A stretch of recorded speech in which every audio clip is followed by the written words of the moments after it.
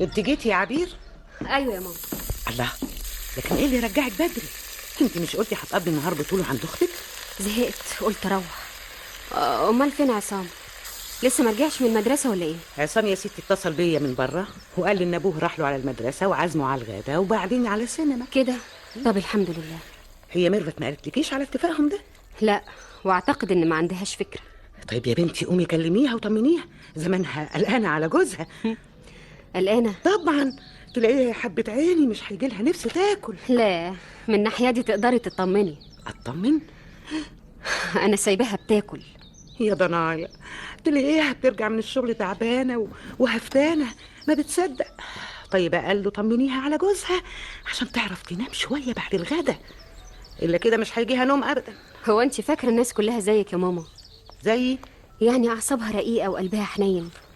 قبل ميرفت هتخلص غدا وهتدخل تنام لها شويه وهتقوم بعد كده تعمل شاي وتقعد تتفرج على التلفزيون وبعدها تتعشى وبعدها تدخل السرير. كل ده من غير ما تطمن على جوزها راح فين؟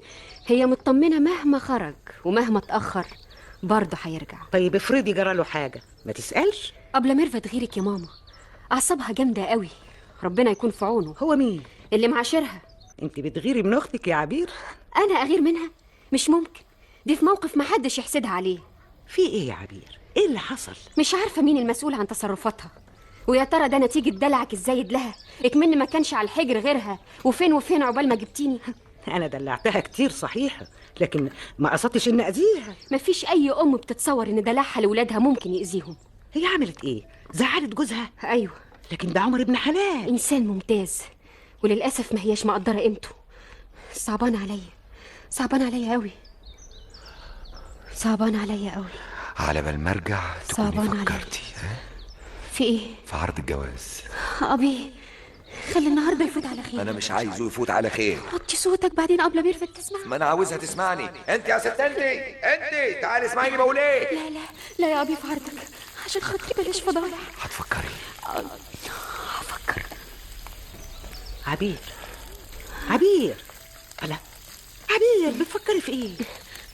بفكر في ايه؟ ايوه، ده انت سرحتي سرحه طويله قوي. بفكر في ابي عمر. انت قلتي انه صعبان عليكي. اكتر اكتر، ابي عمر ما يستاهلش ده كله. انا عارفه انك طول عمرك معجبه بيه، وبعتبره المثل الاعلى للزوج، الزوج اللي تتمناه اي بنت. مالك يا بابا؟ لا ماليش. الفيلم ما عجبكش؟ لا عجبني قوي، كان كوميدي ومسلي. امال شكلك متضايق وسرحان ليه؟ انا متضايق وسرحان يا ابني؟ ومش من دلوقتي.